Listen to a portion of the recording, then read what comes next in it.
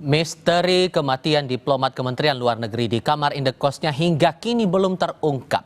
Ada rekaman kamera pemantau yang beredar, tentu juga ada jejak digital yang termuat dalam percakapan telepon.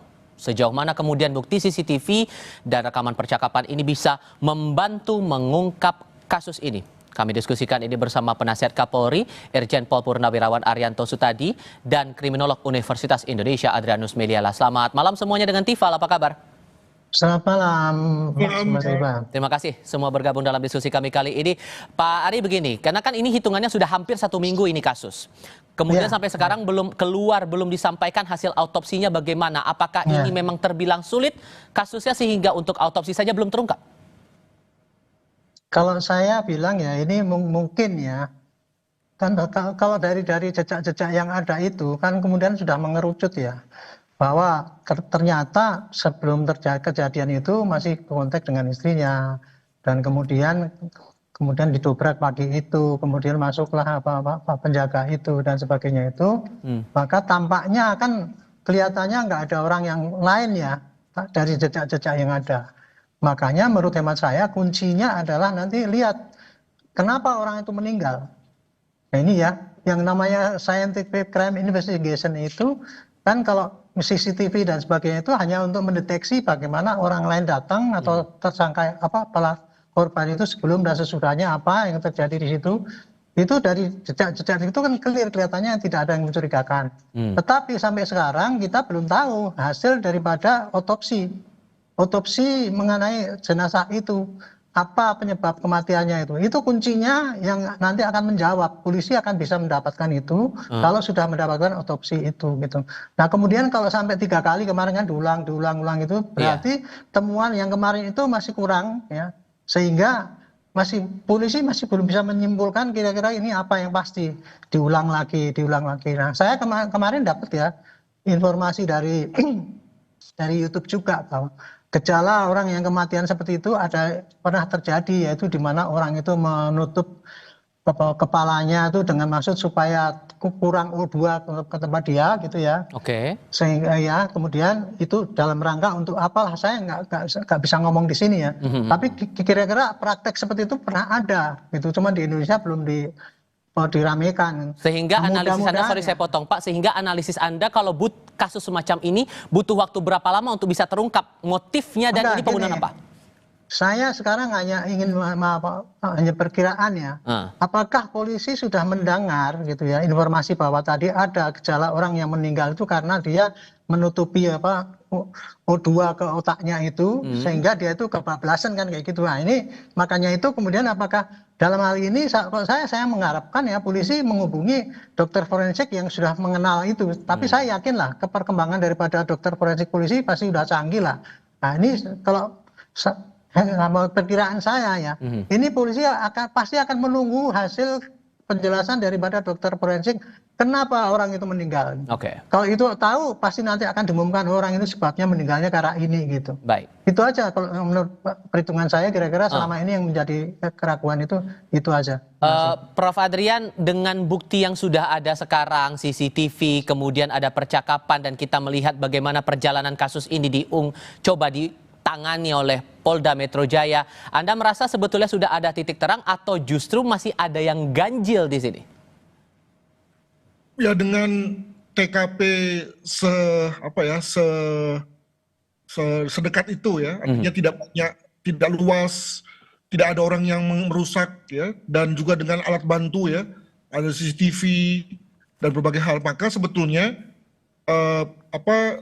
dan juga dengan adanya otopsi, maka sebetulnya saya menduga kuat sekali bahwa sebetulnya polisi sudah mendapatkan informasi dari dokter, demikian juga dari berbagai pihak bahwa apa yang menjadi penyebab mati. Namun kemudian lalu nampaknya karena dalam hal ini kelihatannya penyebab matinya itu terlihat seperti kontroversial, maka kemudian lalu diadakan satu pengulangan. Jadi bayangkan pengulangan dalam arti bahwa kemungkinan ada hal yang terlewat.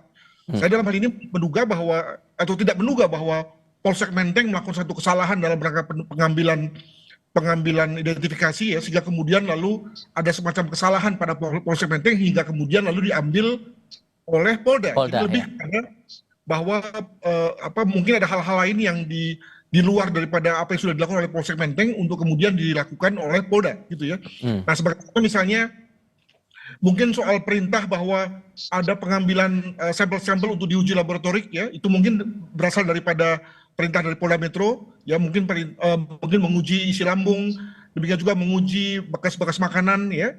Nah, itu juga dalam waktu beberapa hari sebetulnya sudah selesai juga begitu ya. Jadi dalam hal ini menurut saya sebetulnya semua kartu sudah terbuka, sudah ada di tangan kepolisian sebetulnya. Cuma mungkin sekali apa yang tadi disebutkan oleh Pak Arianto itu menjadi benar ya. Saya sendiri dalam berbagai media mengatakan bahwa ini bunuh diri. Tetapi bunuh diri juga kemudian teori bunuh diri itu juga lalu kemudian ada kelemahannya ya. Pertama bahwa mesti ada variasi dengan obat lain, dan kelihatannya obat itu tidak ada. Sebagai contoh obat tidur untuk membuat lalu yang bersangkutan bisa kemudian tidak sadar. Tidak sadar, dan lalu pada saat itu juga lalu kemudian kehilangan pernafasan. Dan juga tidak ada sama sekali indikasi bahwa yang bersangkutan menampilkan perilaku-perilaku yang aneh gitu ya. Nah, maka dengan mudah juga kemudian teori bunuh diri dapat disingkirkan. Lalu kemudian apa dong kalau begitu, kalau bukan bunuh diri, kalau bukan dibunuh? Nah, maka apa yang dikatakan secara tersirat oleh Pak Arianto itu mungkin benar, dan mungkin sekali itu yang kemudian dikhawatirkan ya oleh polisi terjadi, dan bayangkan kalau itu diumumkan akan tidak mengenakan banyak pihak. baik. Ya. Apalagi ketika kita sebut bahwa yang bersangkutan adalah seorang diplomat, dan tentu apapun yang menjadi sebab matinya itu akan menjadi perbincangan di kalangan internasional. Nah, ini yang kemudian nampaknya akan menjadi semacam pertimbangan dari kepolisian. Demikian. Sehingga ini kan yang fakta terbaru yang diungkap oleh polisi tadi pagi, sudah ada 3 kali istri Arya ini berkomunikasi dengan penjaga indekos untuk mengecek posisi suaminya. Kalau menurut Anda, Prof. Adrian, ini bisa jadi jalur lain untuk mendalami kasus, atau malah akan ada challenge baru lagi nih setelah ini? Ya itu kan biasa ya. Saya kira kita semua yang tinggal berjauhan dengan istri, tentu lalu istri akan gusar dan kemudian lalu berkali-kali menelpon. Jadi saya kira tidak ada hal yang aneh dalam hal ini. Amat wajar kalau kemudian istri menghubungi berbagai pihak untuk kemudian mengecek kondisi suaminya gitu ya. Jadi saya kira bukan hal yang aneh dalam hal ini, begitu. Tapi apakah ini akan membantu kalau menurut Anda, Pak Ari, dengan ada komunikasi terakhir kali antara istri Arya dengan penjaga indekos, apakah ini bisa dibilang cukup membantu untuk proses digital forensik, atau sejauh mana bisa diprospek ini bukti ini? Itu ya, percakapan itu tadi, apapun jejak-jejak digital yang sebelumnya itu tadi sudah membantu bahwa kejadian itu kelihatannya tidak ada pihak lain yang ke situ kan gitu. Jadi kelihatannya sekarang penyidikan itu sudah akan mengerucut kepada sebab kematian daripada orang itu gitu. Yang namanya scientific crime investigation itu kan teknologi ya, alat itu hanya alat yang dipakai sekarang itu yang masih belum bisa memberikan jawaban. Kalau yang lain kan sudah memberikan jawaban, CCTV, kemudian kontak dengan ibunya itu kan udah kelihatan itu kira-kira apa yang terjadi sebelumnya. Sekarang yang belum diketahui itu kan kenapa matinya ini, karena hasil otopsi belum diumumkan kan gitu. Itu tadi yang disampaikan Pak Adrian itu benar itu. Polisi sekarang yang masih akan mempertimbangkan Pak itu. Karena kan polisi melindungi juga Kak, korban gitu ya. Makanya seperti kayak gini kadang-kadang ada teori bahwa tidak boleh diumumkan pada publik karena itu nanti akan bisa menimbulkan menambah malu orang itu.